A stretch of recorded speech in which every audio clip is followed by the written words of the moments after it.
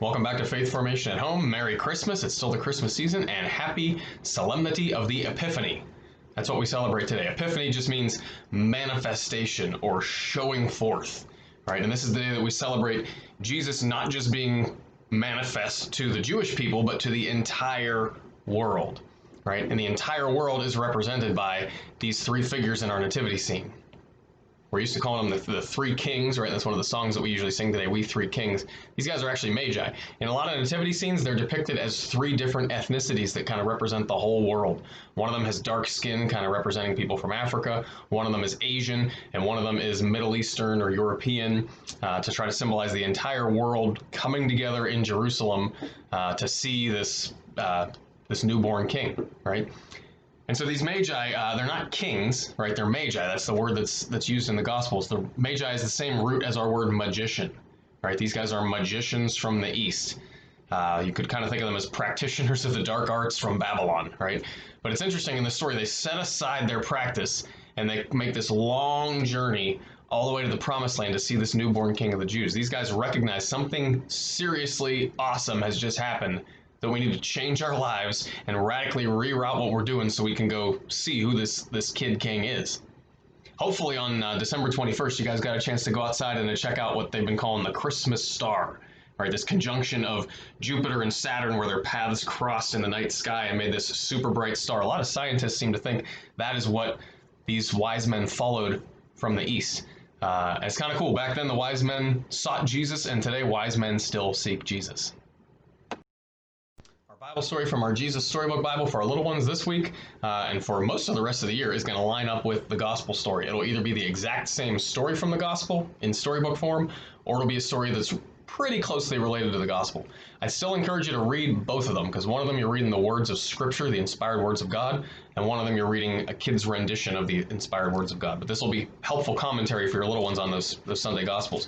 One of the things I think is cool in this story in here, the King of Kings, is the way that Jesus is depicted in the picture. Check that out. He's not the little baby in our nativity sets. He's actually a child. And that is very accurately reflects what's going on in the Gospels, right? And the Gospels are originally written in Greek. In the nativity stories, when the shepherds come and they visit Jesus in the stable and all that stuff, they use the word for infant, right? For little baby. But when the wise men show up, when the magi show up, it's a different word, and it means young child. So Jesus had grown up a little bit by the time the magi got there. They didn't actually go to the stable in Bethlehem. And it's interesting because we know that Jesus was probably about 2 years old, because remember what happens after this story, right? The magi end up going home another way, and King Herod loses his mind. It's kind of a tale of two kings, right? You've got King Jesus and King Herod. Herod loses his mind and says, I'm the real king of the Jews. I don't care who this baby is. I got to get rid of him. So he sends his soldiers to kill all the children 2 and under in this area. Why 2 and under? Because that's probably about how old Jesus was. So we call those children the holy innocents. They're kind of the first martyrs, kids who gave their lives for Jesus, right? But it's interesting because Jesus is a child, right? Jesus had a childhood. We don't know an awful lot about it, but this is one glimpse we get of what happened when Jesus was a child. Our catechism questions for our older kids this week focus on the sacrament of penance, which is also known as reconciliation, or the sacrament of confession. A lot of good questions in here that we all wonder about. Why do I confess my sins to a priest? How do I go to confession? What sorts of things do I have to confess? But I hope you'll take up the challenge this week as you're studying what is the sacrament of confession all about, is to make a New Year's resolution at the start of this new year to get to confession more regularly. Lots of spiritual directors and spiritual writers will recommend try going once a month. I know in my household we try to go the first weekend of the month. Sometimes that doesn't work out. We have to go the second weekend or even the third. But usually when you flip that calendar page to a new month, that's a good reminder we should try to get to confession again. Because the more frequently you go, the easier it is. Now, why do we have this whole formulaic way of asking for God's mercy? Doesn't he love us? Doesn't he want to forgive us anyhow? Absolutely. When you commit any kind of sin, yes, you should drop everything you're doing and in your heart or out loud, ask God to forgive you and say you're sorry and name it.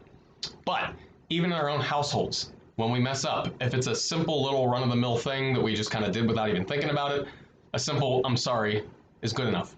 But when we do something seriously wrong that we know was wrong, we thought about it, we chose to do it anyway, we really hurt somebody's feelings, that requires a different, almost a more ritualized apology, right? You have to stop what you're doing. You have to go seek out the person, look them in the eyes if you can, tell them I am sorry for knocking over your Lego castle or whatever it was that you did, right? You have to say what you did. Just a simple I'm sorry that covers everything doesn't work. You have to say what you're sorry for. That's what God expects of us in confession too. When we do something that's a bigger deal that we know is wrong, we chose to do it anyway, we call that mortal sin. There's a more ritualized way of asking for God's mercy and forgiveness, and we have to say what it is that we're sorry for. And God is always there with his love and his mercy to forgive us. We just have to be willing to accept that forgiveness. Last thing for this week, traditionally on the Feast of Epiphany is when we bless our homes. So at Mass this weekend, we're going to have home blessing kits available. We don't have enough for every single household in the parish, but we have quite a few of them around. So make sure you check out at the end of Mass, see if you can find some of those home blessing kits. Also attached to this email is the prayer service for how to bless your homes yourselves. Parents, you have the spiritual authority to bless your home and to bless your kids. You are the priests of your household, and you can do this. And so that prayer service there gives you a way of how do you bless your home for the start of this new year. So I hope you'll take advantage of that.